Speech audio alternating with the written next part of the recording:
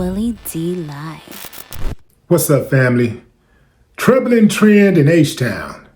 Friends, family, and colleagues gathered together to say their final goodbyes to Deputy Christina Kohler, a veteran of the Harris County Sheriff's Office, whose death last week was ruled a suicide by the county medical examiner. Her passing marks the fourth suicide in just 6 weeks among current and former Harris County deputies, raising concerns about the mental health toll on law enforcement officers. Deputy Kohler was reported missing last week.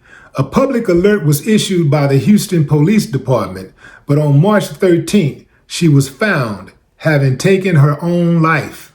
Just 3 days later, former Harris County Deputy Maria Vasquez, who left the department in December, also died by apparent suicide.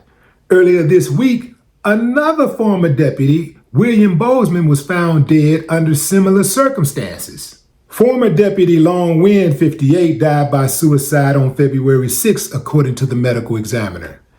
That's 4 cop deaths by suicide in 6 weeks in Houston alone. Give me a thumbs up if you believe all those cops killed themselves within a 6-week span. Nothing nefarious happened. No foul play. They off themselves. Give me a thumbs up. Thumbs down if you say, nah, man, sounds suspicious to me, man. That's not a coincidence. My thoughts. I think it's foul play, fam. I just don't trust the system. If it's not foul play, then so be it. But it just seems too coincidental, I would look to see if there's any type of connection there with somebody else. Who knew all of those officers? Maybe it's somebody in the higher ups. Maybe it's somebody that worked with all of them and they all had a story to tell. Who knows? Or, maybe they did. Maybe they did do themselves. Because I'm going to tell you something, fam. Yeah, them cops got a lot of power. They got a lot of authority.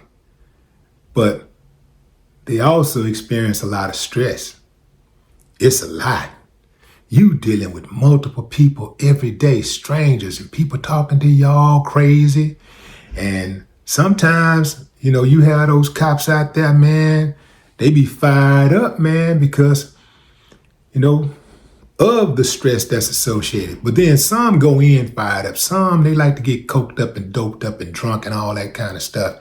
And you can kind of tell the ones who are on something when you watch how they behave, how they just jump out their squad cars and just start attacking people, just going off. They ain't got no type of coping skills, no people skills, Those are the ones you really, really got to watch out for.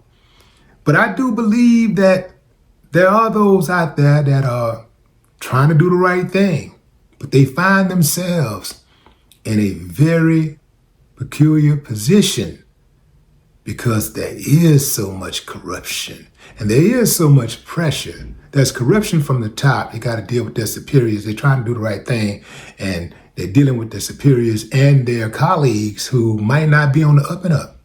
And now they're looked at like they're the bad guy. They're being ostracized and they're just trying to do the right thing.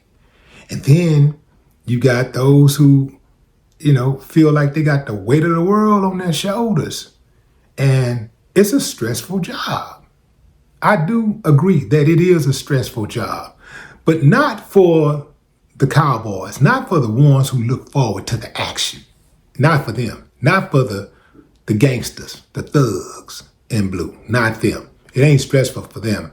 They love it. They feed on it. And the only time one of them might want to off themselves is if it's time to face the music for their crimes. Yeah, that's the only time one of them would consider offing themselves. Kind of like the guy that was in, American Gangster. Remember? Dude was badass. He was from Jersey.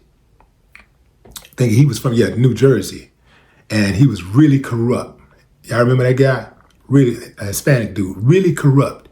And he was badass, just going around taking money from drug busts, robbing people in the streets. I mean, just totally abusing the badge, right? Totally just taking a dump on it. And then when it came to the end and they was getting ready to make the arrest on him for being corrupt, he couldn't take it. He went out on his patio and blew his brains out. That's how they do. That's how they do, because they can't take it. They can dish it out, but they can't take it.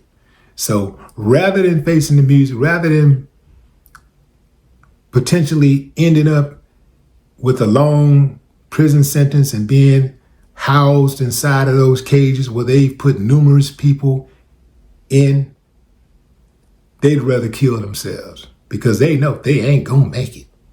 I'll keep it a buck, fam, and give some RIPs to the righteous cops, to those who are righteous, even the ones who are still here with us, who are on the job. I salute y'all if you're trying to do the right thing, if you're doing the right thing. You don't have to try to do the right thing. You can do the right thing. Can't nobody control you doing the right thing. If you want to do the right thing, that's up to you. No system, no superior, no colleague is going to stop you from doing the right thing if you want to do the right thing. You have the power to do that. So I salute y'all. The rest of y'all can kick rocks at a concrete plant in pitch dark. Yeah, man. But, to the righteous ones, I'm with y'all because I got cop friends, good dudes. That's the only way I would have a cop friend. They got to be good people. So, but I'm hard on the ones who are dirty, the ones who are corrupt, the ones who deserve that angst, the ones who deserve that smoke. I'm hard on those. But the rest, salute. They say they are investigating these deaths. Who believes that? Drop a comment. I'd love to hear your thoughts. No more talk.